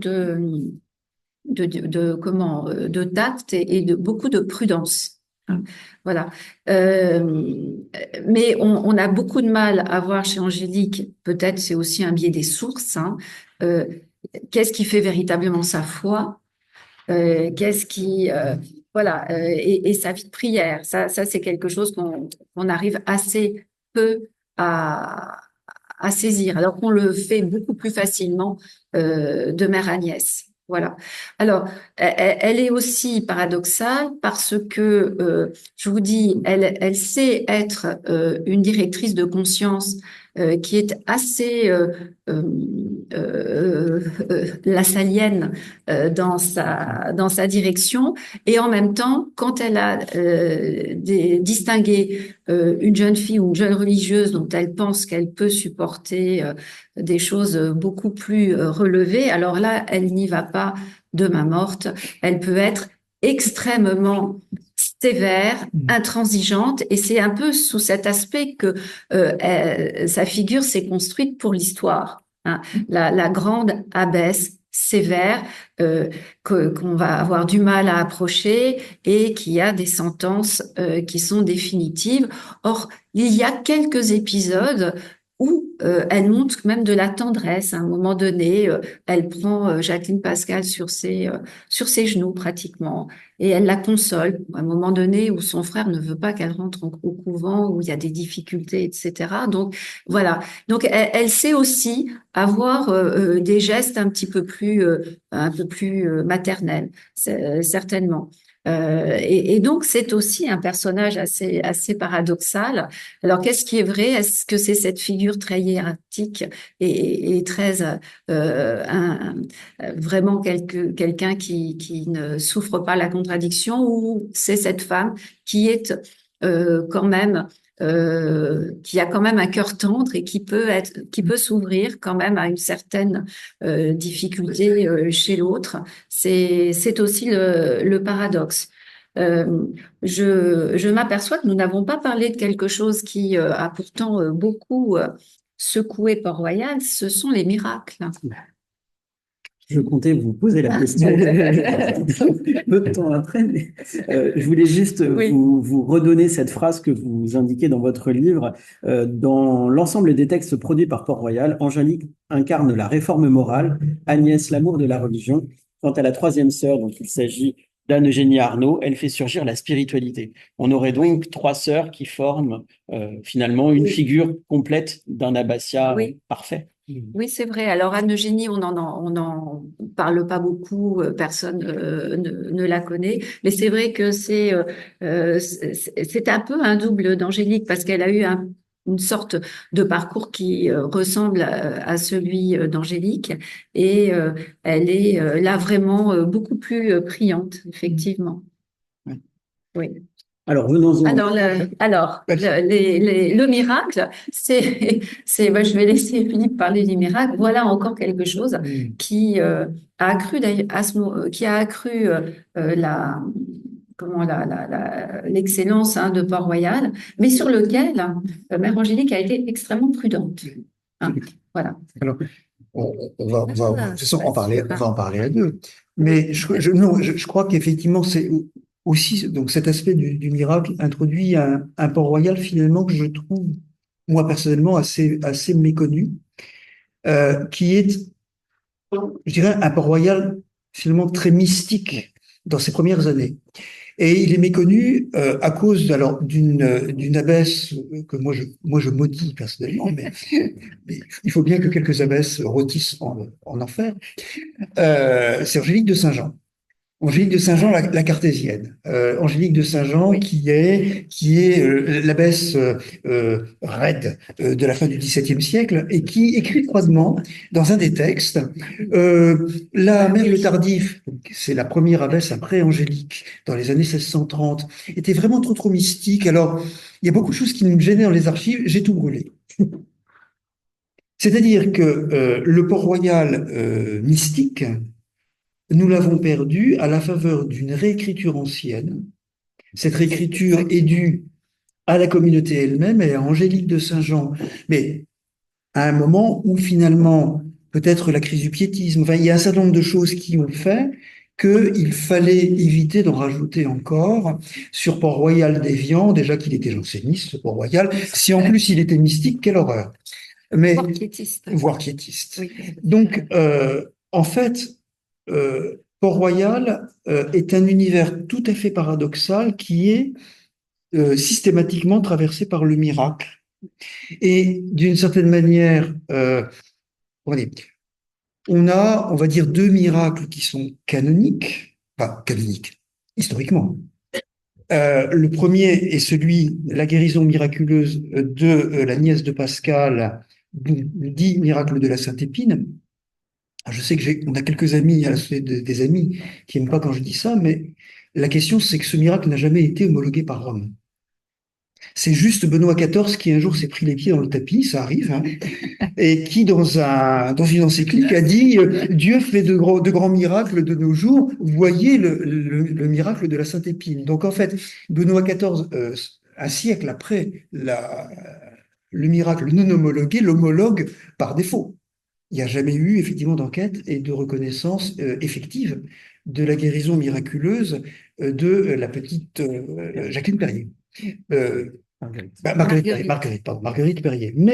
Mais effectivement, cette guérison miraculeuse, d'abord, on est sur l'utilisation politique du miracle, c'est-à-dire on est dans la crise des provinciales de Pascal, et que tout d'un coup, qu'il y ait une guérison miraculeuse permet de développer un discours qui n'est pas toujours très bien reçu d'ailleurs au sein même de l'Église, qui consisterait que le miracle deviendrait une sorte de justification de la vérité ou de la bonne, enfin de l'orthodoxie portée par la communauté. Parenthèse, je faisais allusion à Champaigne, lorsque Champaigne, l'année après, livre les cartons de Saint-Gervais-Saint-Protais, qu'est-ce qu'il représente? Saint-Ambroise, justifié par la découverte miraculeuse des corps de Gervais et Protais. Donc, c'est le même discours, finalement, qu'on retrouve à Saint-Gervais. À la même époque, on est à un an près, pour dire Dieu, par les miracles, justifie la vérité. Donc ça, c'est quelque chose d'assez douteux.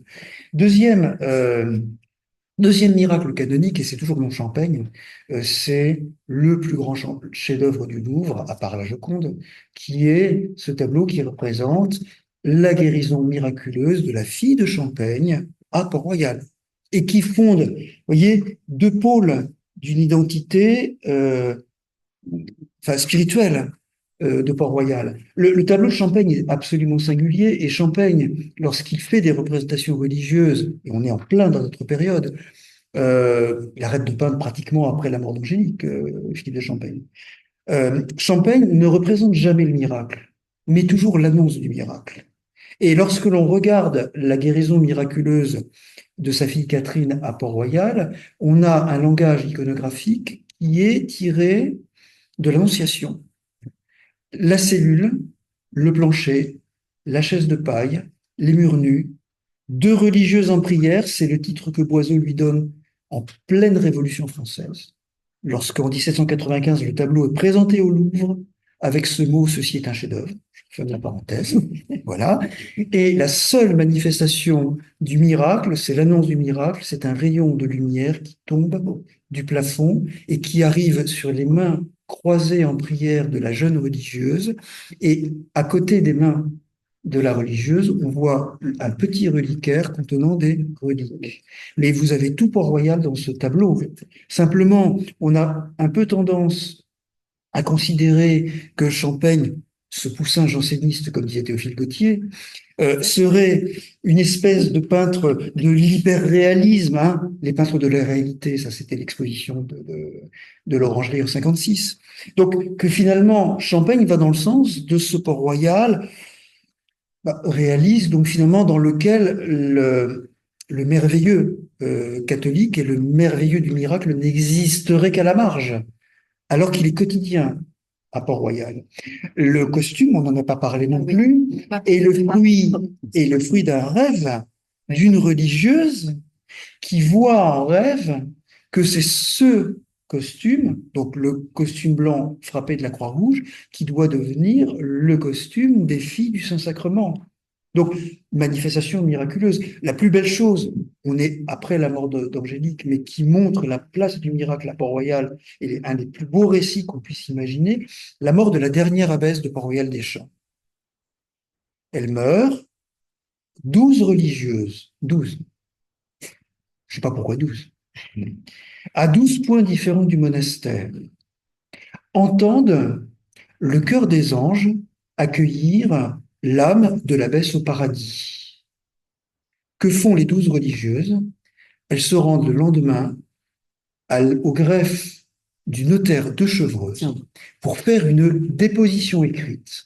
Je sous-signais, sœur de sainte quelque chose, certifie avoir entendu la voix des anges, accueillir l'âme de l'abbesse. On est dans un monde qui vit en permanence le merveilleux catholique à travers le miracle. Oui, c'est un merveilleux qui, de toute façon, va continuer à se prolonger dans l'histoire du jansénisme, ce qui est bien d'ailleurs ce que nous reprochent certains de nos amis. Oui, mais avec quand même une certaine rationalité. Exactement. C'est ça qui est absolument paradoxal. C'est qu'on a des gens qui sont qui ont on n'a pas parlé non plus des messieurs de Port-Royal et voilà voilà, il faut quand même on dire oui, il faudrait faire beaucoup plus de séances. Je ne sais pas s'il faut que nous nous arrêtions, mais je vais assez rapidement. Il y a beaucoup de rationnel, c'est ça qui est absolument paradoxal, mais qui fait que Port-Royal est véritablement une sorte d'archétype de la modernité. Et c'est ça peut-être qui est le plus fascinant. C'est le moment de basculement, je pense, de l'homme moderne qui vit toujours dans le miracle, mais qui commence à être beaucoup plus rationnel, qui pense encore en termes religieux, mais qui sait que la politique est prééminente, et donc il commence à y avoir une sorte de séparation, en fait, de sécularisation même de la pensée. C'est très net dans les écrits de Mère Angélique. Il y a une vraie séparation entre les affaires religieuses et les affaires du monde, les affaires politiques. Et donc, voilà que je ne me souviens plus de ce que je voulais vous dire. Il y a une rationalité vraiment extrêmement grande, notamment chez les solitaires. Ils sont quand même des personnages des personnes qui parfois, à cause de leur foi, décident de faire retraite. Donc, c'est la fameuse solitude qui est quand même là aussi une sorte de thème presque littéraire, voilà, et intellectuel de cette époque. Donc, qui sont tout à fait dans le mystique. Ils n'entendent peut-être pas les anges tous les jours, mais enfin, ils sont quand même extrêmement près hein, de ce genre de choses. Et c'est quand même des personnes qui voilà, mettent la grammaire à la portée des petits garçons. C'est des gens qui côtoient, j'en reviens toujours à Pascal, Pascal qui invente la première méthode globale pour la lecture pour la lecture. Alors, je ne sais pas si c'est ce qu'il a fait de mieux, mais enfin, bon, en tout cas, c'est une tentative pour éduquer des enfants et de manière très moderne. Hein. Et d'ailleurs, ce qui a l'air d'apparaître dans les sources, c'est que, alors moi je me suis pas intéressée aux petits garçons, mais en tout cas les petites filles, toutes les petites pensionnaires, elles ont l'air d'être extrêmement attachées, hein, à leur religieuse. C'est-à-dire que on a vraiment, alors vous me direz, c'est normal, des petites filles mises dans des couvents, forcément elles s'attachent à aux maîtresses qu'on leur donne, mais non, non, il y a une vraie liberté même de ces petites filles parce qu'à certains moments, on considère qu'elles se tiennent pas très bien, donc on va les priver des traînes parce qu'elles sont un peu libertines. En tout cas, il y en a beaucoup qui se mettent à penser de manière peut-être un, un peu trop libre. Donc on ne sait pas ce qu'il y a vraiment derrière, mais en tout cas on nous le dit. Donc il y a ce mélange qui est extrêmement frappant d'une structure très rigide qui a l'air quand même d'éduquer les enfants de manière assez libre et qui fait ces nouvelles élites qui les bâtit et qui les construit. Et donc, il y aurait peut-être quelque chose à réfléchir sur l'influence de Port-Royal dans la construction de l'homme moderne et des nouvelles élites qui apparaissent à la fin du XVIIe siècle. Hein. Je pense que là, les jésuites l'ont fait, mais peut-être un peu avant. Et les jansénistes arrivent et le font un peu différemment. Là, je crois qu'il y a, pour ceux qui s'intéressent, il y a franchement, je crois, un vrai et un très beau sujet à, à vraiment explorer. Ça me semble être même un sujet de thèse, un vrai et un grand sujet de thèse. Voilà. Et je voulais vous dire ça parce que vous êtes peut-être déçus, on vous a pas dit ce que c'était que le jansénisme, on vous a pas beaucoup parlé de théologie. Et je m'en garderai bien. On n'a pas évoqué le jansénisme par le prisme théologique, mais parce que je crois qu'on est un peu d'accord. En fait, c'est pas là le sujet.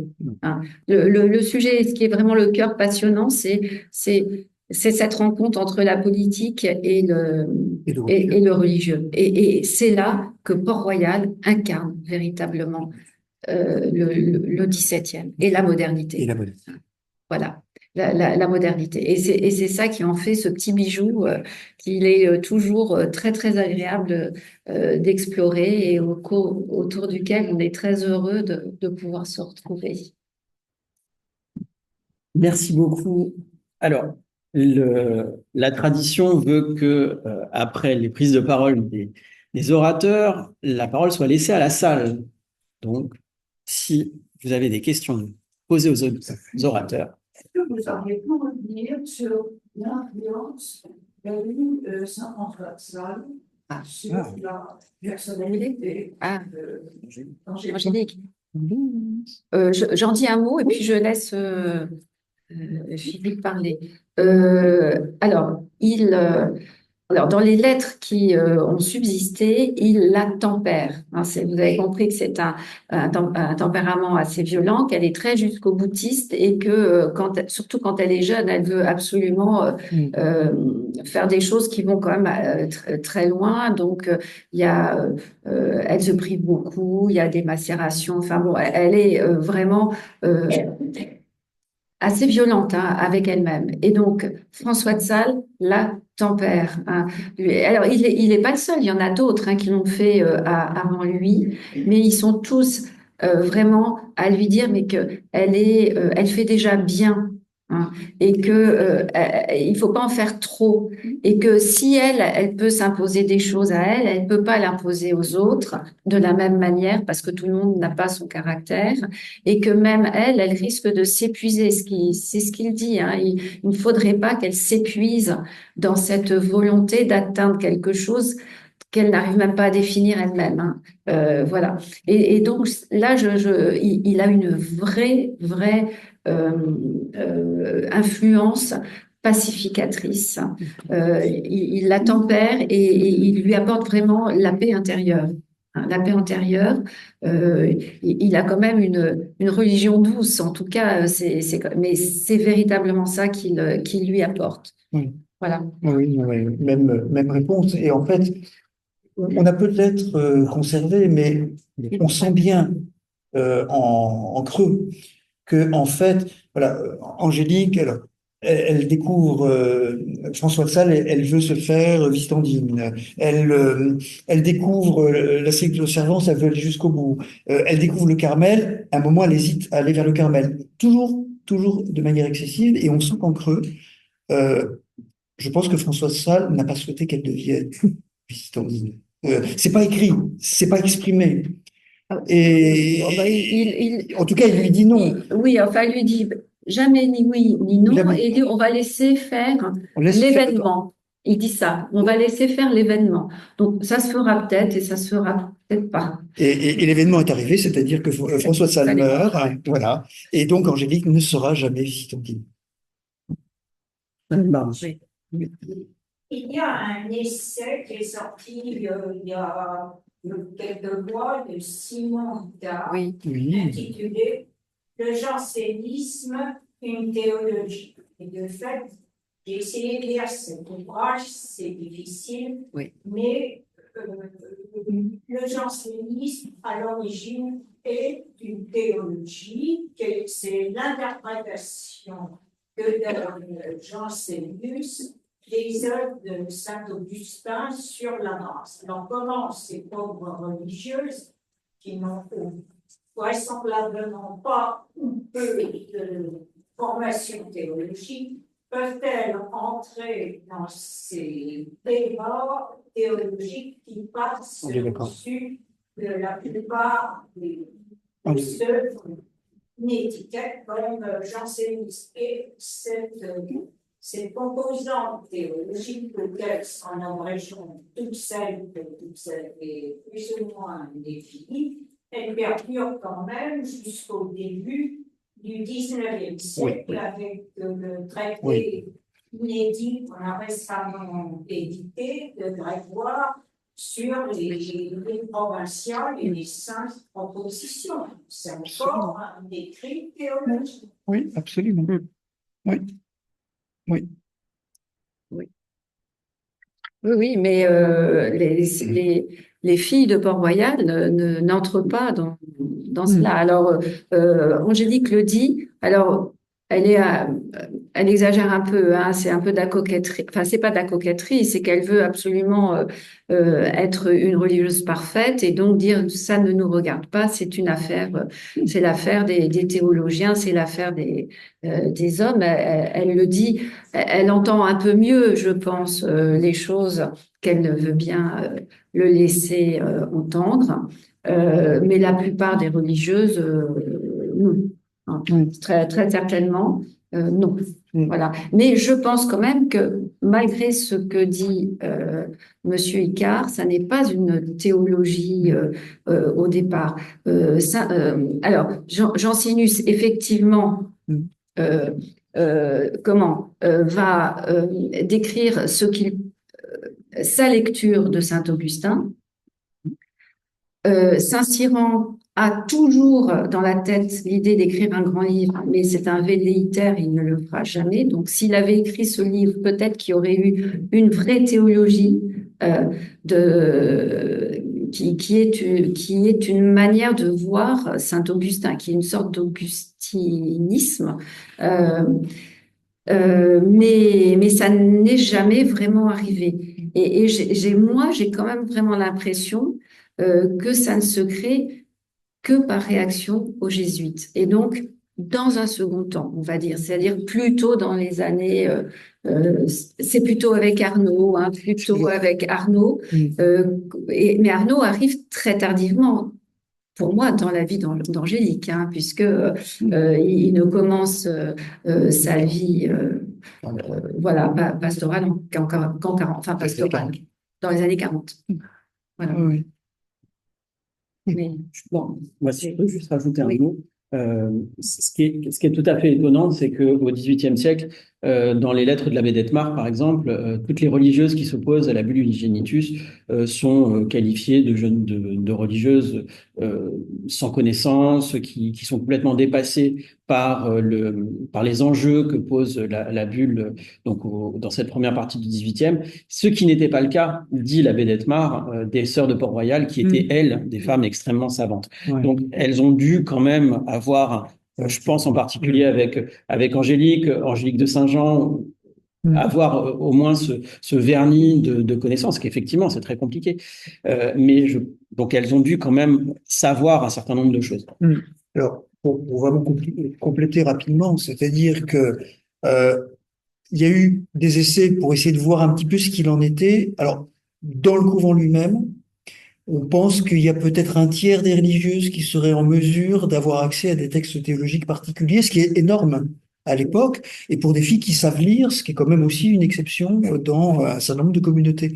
Je suis aussi complètement d'accord avec Agnès Val, c'est-à-dire que on a un petit peu le sentiment qu'il y a une espèce de chose entre finalement le gros Augustinus, qui est une espèce de tentative d'une somme de la pensée d'Augustin, inachevée, publiée à titre posthume, mais qui ne forme pas forcément un corps structuré à la base.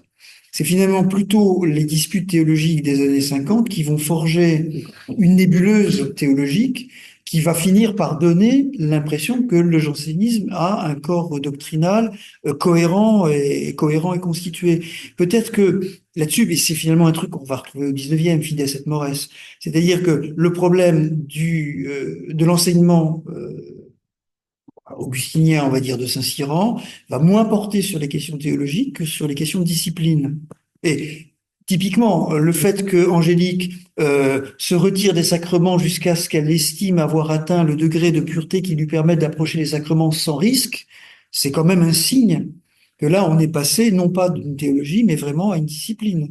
Et le fameux livre que Saint-Cyran n'a jamais écrit, finalement, il commence à le dicter à Antoine Arnauld depuis sa prison de Vincennes. Et la première partie du livre, ben, ça donnera la fréquente communion. Parce que finalement, le livre de Saint-Cyran, lui, ne sera pas théologique, mais il sera bien sur les différents sacrements et sur la pratique.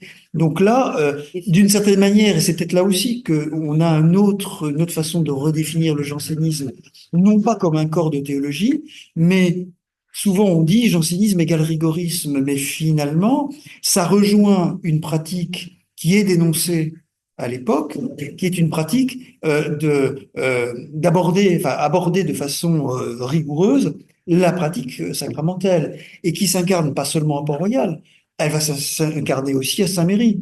Lorsqu'on a ce prêtre dit janséniste qui impose la même chose, pénitence publique à ses paroissiennes et que sais-je d'autre. C'est pareil avec Fédot à la chapelle de Belleville, etc., etc. C'est-à-dire que finalement, d'une certaine manière aussi, la question théologique, elle reste vraiment dans le cercle des théologiens et elle ne descend a priori pas forcément dans le premier cercle de Port-Royal.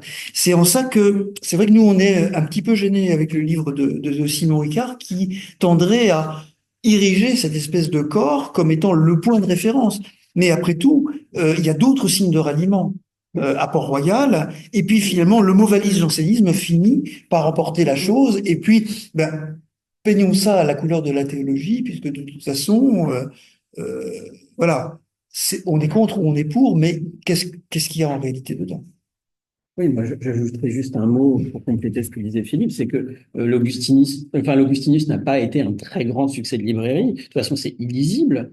Je pense qu'on sera tous d'accord pour dire que 1200 pages d'impression serrée en latin sur 2 colonnes, c'est pas forcément le livre de chevet sauf si on est insomniaque, mais qu'on va pouvoir lire. En revanche, la fréquente communion est un livre qui va être un vrai succès de librairie. Donc, on a davantage une théologie, enfin une pratique du sacrement. Une doctrine pratique. Voilà, une doctrine pratique, plus qu'une théologie véritablement pensée et conceptualisée par Jansénus. Oui, Oui, je vais même ajouter parce que en fait, quand les jésuites tentent d'attaquer le grand Arnaud, ils le font quand même là sur le point de théologie et ça a l'air de les amuser, mais follement. C'est-à-dire que ils décortiquent un adverbe pendant 18 pages. Enfin, c'est voilà. Mais il n'y a vraiment que les docteurs de Sorbonne. Ils sont pas nombreux, ils sont une vingtaine. Hein, voilà. Enfin, à s'intéresser à ça, qui sont capables de de vraiment s'y intéresser et de le lire. Et j'en veux un peu pour preuve la campagne des Jésuites contre le Grand Arnaud quand il s'est agi de l'exclure de la Sorbonne. Voilà. Donc là, ça a porté effectivement sur des points théologiques, mais ils ont failli pas y arriver parce que vraiment, je crois que personne n'était réellement prêt à s'investir autant qu'il l'avait fait dans ces points théologiques, parce que c'est même pour un théologien du XVIIe siècle fastidieux. Voilà, je crois que c'est fastidieux, c'est pour ça. Et puis ça prend et puis en même temps, c'est des choses qui prennent beaucoup de temps. C'est un travail intellectuel qui est extrêmement long et aride. Et voilà, quand ils ont voulu condamner le grand Arnaud, il fallait qu'ils le fassent rapidement. Voilà, mais voilà, voilà, c'est pour dire que la question théologique, voilà, elle est peut-être pas prioritaire, c'est peut-être la question plus doctrinale et pratique finalement, pratique. Valérie avait une question. Je pas lu dans votre dialogue, une discussion. À lire Simon-Card, j'ai la sensation qu'il n'avait peut-être pas. Il a mis le doigt sur quelque chose dans le sens quand même malgré tout. On essaie de démontrer que la lecture figuriste avait ses origines dans le Orwell du XVIIe, et ça, c'est important, à mon sens. Ce que peut-être on peut dire, c'est que finalement, au départ, il ne fait pas plus théologique de la théologie. Il ne cherche pas à faire quelque chose de spécifique et de différent, il fait de la théologie. Et il me semble que le corps de doctrine, si tant est que le christianisme dans le construisant, se fait au cours de polémiques, bien sûr, et se fait autour de la persécution. C'est très net dans la démonstration de Simon, c'est la persécution quand même qui fait qu'on va développer cette notion de l'élection par l'épreuve, par la séparation des bons et des mauvais, c'est pas ça. Et vous aboutissez à quelque chose qui est cohérent par rapport à la façon dont suit les jansénistes du XVIIIe. On revit également ces problèmes. Voilà. Mais dans ça, le travail du Simon, ça ne semble pas. Il ne cherche pas à avoir été. Non. Voilà, c'est pas de la théologie, c'est toujours de la C'est de la théologie. Voilà. Voilà. Exactement. C'est la pratique pastorale. Une inscription dans l'école de spiritualité française du XVIIe, qui est spécifique, intéressante. Et quand on parle de son positionnement au niveau hyper classique, en dénonçant la réelle politique de Richelieu, ils sont dangereux. Ils sont des déviations aussi dangereux. Et il fait concurrence aux jésuites sur la formation des élites, des chez toutes les classes, ça ne passe pas bien. Et je pense que dans le combat, ils vont élaborer une spécificité à mon sens. Oui, on en revient quand même à l'idée que l'Augustinus n'est pas le moment premier de la formation, de la formation théologique de Port-Royal.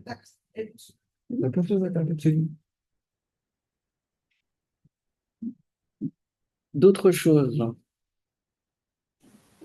Oui, moi j'aurais une question si possible. Oui. Alors une question, je vous la je mets ma caméra, j'espère que ça va fonctionner. Bon, c'est pas grave. Donc, je suis Alexis Doulin, je me présente et je suis étudiant en master de recherche à l'université Bordeaux-Montaigne. Et je travaille sur la mer de Ligny.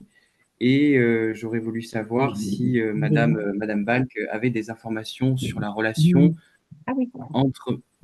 Pardon? Oui, ça y est, voilà. Je vous ai parfait. entendu parce que je vous entends pas bien. Ah, parfait. Non, mais oui, je crois que j'ai quelques problèmes de connexion. Donc voilà, je voulais savoir si Madame Valk avait quelques informations sur la relation entre la mère de Ligny et la mère Angélique, sachant que la mère de Ligny a écrit sur la mère Angélique. D'autres religieuses ont écrit aussi, mais c'est la mère de Ligny qui a écrit l'histoire de Port-Royal de 1638 à 1661. Et c'est elle aussi qui devient abbesse quelques mois après la mort de la mère Angélique. Oui. Tout à fait. Oui. Elle est- Bien sûr. Effectivement, elle est importante oui, elle est élue en décembre, oui, juste après la mort d'Angélique, et c'est quand même la baisse de la captivité, entre guillemets, des religieuses à Port-Royal-des-Champs. oui, Oui, oui, oui, elle est oui, fondamentale pour nous. oui, oui. Tout à fait. Oui, oui, il y a il y a quelque chose. Euh, Et puis moi, parenthèse, je signalais oui, Séguier contre Port-Royal, elle est voilà. la nièce de Séguier aussi. Oui, Tout à fait, tout à fait. C'est ça qui est oui, très intéressant. oui, elle est la nièce de Séguier, mais sa mère est une grande amie de Oui, la mère d'Angélique. tout à fait, Et c'est comme ça d'ailleurs qu'elle rentre à Port-Royal. tout à fait. Exactement. Donc les choses sont très mélangées, très mélangées. Voilà. Et voilà, c'est effectivement pas évident de trouver de mettre les gens dans des cases. C'est ça aussi que cette histoire nous raconte. C'est la difficulté de positionner de manière définitive des personnages qui ont pu changer et qui sont en fait liés à tout, tout le monde par tous les bouts. Je vous rappelle quand même que là, on vient beaucoup de dire que Port-Royal était effrayant parce que ils étaient liés aux frondeurs, qu'ils étaient contre les jésuites qui faisaient, qu'ils étaient des rivaux en matière d'éducation, etc. Ce que je voulais dire quand même, c'est que le petit-neveu de Mère Angélique deviendra tout de même ministre de Louis XIV. Donc tout ça était extrêmement paradoxal. Voilà. Oui, le petit-neveu devient ministre, son frère est évêque, il a été envoyé à Rome. Oui, oui. Donc, Et, on a et- quand même affaire à des gens qui sont très bien en cours et qui peuvent réussir. exactement, et qui réussissent alors même qu'ils sont dits persécutés, puisque le frère de d'Angélique Arnauld est évêque, euh, évêque d'Angers, au moment où commence, disons, la persécution. Enfin, voilà. Donc tout ça est beaucoup et n'est pas simpliste du tout. Hein. Voilà. Donc c'est plus voilà, c'est une drôle d'histoire. Ah oui. Oui. Dernière chose. Peut-être une dernière question. Père. Oui, j'avais une question sur l'héritage du jansénisme et de Mère Angélique Arnauld. Je vais un peu plus loin dans le temps, mais il y a eu un peu un retour au moment de la Révolution française avec le clergé constitutionnel.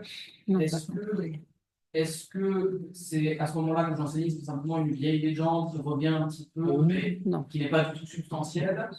Ou est-ce que le souvenir de Mère Angélique a totalement disparu dans le fond? Où est-ce qu'on en est à ce moment-là? Oui, oui, oui. Alors, Oui, parce qu'on je pense que si nous devions vraiment faire quelque chose de complet sur le jansénisme, il nous faudrait au moins 1 heure pour parler des prodromes au moment du Concile de Trente et jusqu'à Angélique, 1 heure au minimum sur le XVIIe, voire 2, si ce n'est pas 3, au moins 1 heure ou 2 sur le XVIIIe, 1 heure sur la Révolution, 1 heure sur le XIXe siècle, et encore, je pense qu'on serait un peu léger. Alors, je pense que vous avez à proximité la personne qui sera en capacité de vous répondre. Elle n'est pas sur cette estrade. Nous sommes les uns et les autres plutôt 17e ou 18e, mais donc Valérie Murgère, qui est la conservatrice de Port-Royal, de la bibliothèque de Port-Royal, a fait une thèse sur donc le jansénisme et libéralisme, donc la pensée du jansénisme au moment de la Révolution française, sous l'Empire et sous la Restauration. Je pense qu'elle pourra vous apporter absolument toutes les réponses aux questions que vous posez, mais il est peut-être un peu tard pour notre assemblée. Voilà. Voilà. Voilà. Il y a plein d'autres choses absolument passionnantes sur la Révolution. Je vous renvoie à la thèse de Valérie, qui a donc été publiée en 2022 aux Presses universitaires de Rennes et qui, je crois, est disponible en ligne. Vous pourrez la trouver très facilement. Sur le souvenir de la mère en Carnot, une fois qu'elle meurt, qu'est-ce qu'il garde Non, pas grand chose. comme annoncé toujours sur la Bah, quand même. Oui, enfin, Alors, ça dépend à l'époque. justement, alors, bah, tout dépend sous quel angle on se positionne, mais la postérité d'Angélique au sein même du monastère, bon, déjà, c'est une pratique classique. Pour le XVIIe siècle, elle est enterrée à Paris, mais son cœur est au Champ. Donc, deux lieux, deux sépultures. Et puis, le, la communauté garde jalousement le masque de cire d'Angélique, c'est-à-dire que là, on a tous les attributs qui auraient dû conduire à une sorte de canonisation. Et comme précisément, elle est un petit peu une sorte de fondatrice qui ne dit pas son nom, d'une sorte de nouvel ordre qui n'a jamais s'aimé. Elle cochait les cases de la sainteté XVIIe. Donc en fait, on a une figure de sainte qui n'est pas une sainte. Et la crise janséniste empêchera de toute façon le procès aux canonisations, n'empêche que on a le masque à l'intérieur de la communauté des filles à Paris jusqu'à la Révolution. Je ne sais plus très bien d'ailleurs ce qui arrive à ce masque, mais toujours est-il que le masque revient entre les mains des religieuses de Sainte-Marthe, qui sont les religieuses qui, au XIXe siècle, tiennent l'hôpital à Cochin, et ce sont elles qui l'ont gardé jusqu'à l'extinction complète et définitive des Dames de Sainte-Marthe, avant de le léguer à la bibliothèque de Port-Royal. Donc, le masque relique est fabriqué au XVIIe siècle, il a une véritable existence importante pendant tout le XVIIIe siècle, caché et sauvé au moment de la Révolution, il reste un objet emblématique au XIXe siècle. Donc, d'une certaine manière, cette figure d'Angélique, elle traverse les siècles. Effectivement, au moment de la Révolution, elle n'est plus une figure majeure emblématique, mais il reste le masque, et puis il reste les trois portraits de Champagne. Oui.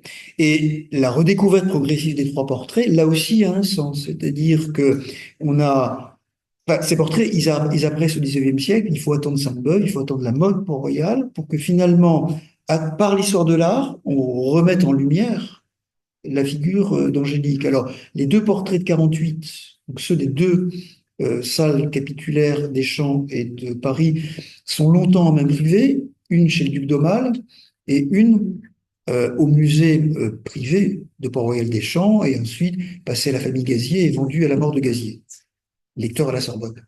Mais Angélique a les honneurs des 6 messes du Louvre en 1909. Le portrait est toujours au Louvre, avec le grand portrait où on la voit assise dans une cellule improbable, puisque par la fenêtre, on voit l'abbaye des Champs en fond de composition. Et finalement, le retour d'Angélique, qu'il se fait par ses objets de mémoire et par la redécouverte de l'œuvre de Champagne à son entrée au Louvre. Je termine juste en ajoutant que le logo de la Société des Amis de Port-Royal porte encore aujourd'hui le visage de Mère Angélique. Et d'autres questions peut-être? Oui, Sandrine. Ce paradoxe, justement, pour retrouver Angélique par le parole de Bernard, alors qu'elle a développé une espèce de goût pour la laideur. Elle me dit, je m'adore parce qu'elle est laide. Si on la Oui, c'est vrai. de défaut du tout. Oui. Et ça se trouvait avec les parmi les plus tableaux du siècle. Et qui font qu'encore aujourd'hui, les gens connaissent son visage. Oui. Donc, et c'est juste un paradoxe, c'est toute l'histoire de Port-Royal, c'est des paradoxes comme ça. Des gens qui n'inspirent que dans les airs et qui sont dans des barrières théologiques. Voilà. Il n'y a pas, mais c'est vraiment un paradoxe. Absolument. Tout à fait. Oui. C'est juste. Monsieur. Vous parlez de réseau avec le Carmel à côté et Port-Royal à l'autre, et ensuite il y avait malgré tout des alternances. Quels étaient les liens de l'Angélique avec le cercle de la matière? Alors, Justement, il y en a pas, et en même temps, mais son attirance vers le Carmel, c'est justement parce qu'elle en entend parler, mais elles se sont pas croisées. Ouais. Non, la seule chose, c'est que elle a croisé Duval. Le père Duval qui a fait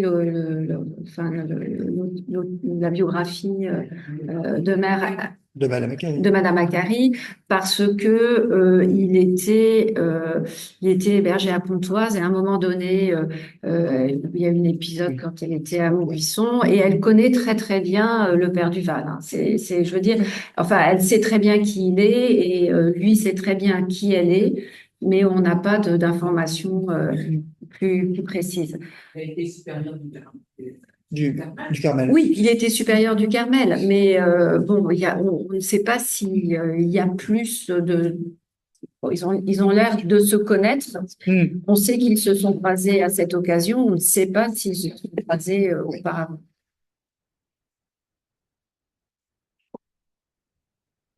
Voilà. La séance se termine. Merci beaucoup à tous les trois. Merci Olivier. Merci Agnès Valk et puis Philippe Luez. Parce que ça s'est organisé dans des conditions pas forcément idéales, mais c'était très bien. J'espère que tout aura été bien clair pour vous. C'est la dernière séance pour nous, évidemment, de l'année 2024, mais les activités de l'IRER continuent. Pendant la séance, j'étais en train de réfléchir, on fait pas forcément d'histoire moderne, on fait insuffisamment, mais parce que c'est en fonction aussi des publications qui paraissent. Il y a un livre qui vient de paraître sur Fénelon, chez Honoré Champion. Donc, j'étais en train de réfléchir en me disant, il faudrait qu'on trouve une date pour faire quelque chose autour de la figure de Fénelon. Je pense que ce serait intéressant. On croiserait évidemment, puisqu'on a parlé de quiétisme aussi, et donc ces questions-là. Ça serait intéressant d'organiser une autre séance en moderne, mais le programme est déjà assez chargé. Avant de vous quitter, simplement signaler la parution de ces actes sur Port-Royal et l'Italie, notamment, je crois que c'est co-dirigé, c'est pas dirigé, voilà, par Olivier Endurand. Ça vient de paraître donc dans les chroniques de sa collection Chroniques de Port-Royal.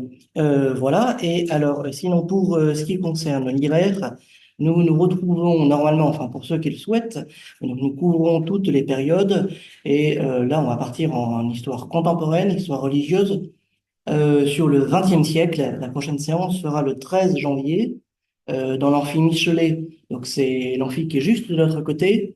Ça sera le lundi 13 janvier donc 2025 et on part sur le conclave de 1939, l'élection de Pie XII. Il y a eu un journaliste catholique qui était François Veuillot, le neveu du polémiste Louis Veuillot. Il a tenu son journal à l'occasion, enfin notamment à l'occasion du conclave de 1939, qui a vu donc l'élection de Pie XII. François Veuillot a tenu son journal de 1903 jusqu'à 1952. Donc voilà, ça vous donne une idée de l'ampleur du journal. On aura l'occasion d'en parler avec l'archiviste de l'Institut catholique de Paris. J'interviendrai sur le sujet en faisant quelque chose de plus large autour de comment François Veuillot a abordé les différents conclaves depuis la mort de Léon XIII et puis ensuite plusieurs autres conclaves, l'élection de Pie X et puis l'élection de Pie XI. Et puis donc ce sera présidé par François Jancoviac, qui est un historien du droit canoniste de Sceaux. Et ça sera de 18h à 20h le 13 janvier. Donc, comme d'habitude, inscrivez-vous. Normalement, je vous enverrai des invitations. Et puis surtout, je vois il y a quelques étudiants qui nous ont fait le plaisir d'être présents parmi nous. N'hésitez pas, si cette séance vous a intéressé, ou peut-être certains sont déjà venus, voilà, dites-le autour de vous. Faites venir, voilà, si vous trouvez que ça peut être intéressant, faut pas hésiter à en parler autour de vous. On est toujours mieux quand il y a plus de monde que quand il n'y en a pas beaucoup. Et puis, on essaye aussi de parler le plus largement possible, et pas seulement aux collègues. Et enfin, puisque la fin de l'année approche, eh bien, bonne fin d'année et puis bonne fête de Noël à tous. Voilà, merci beaucoup. Merci beaucoup.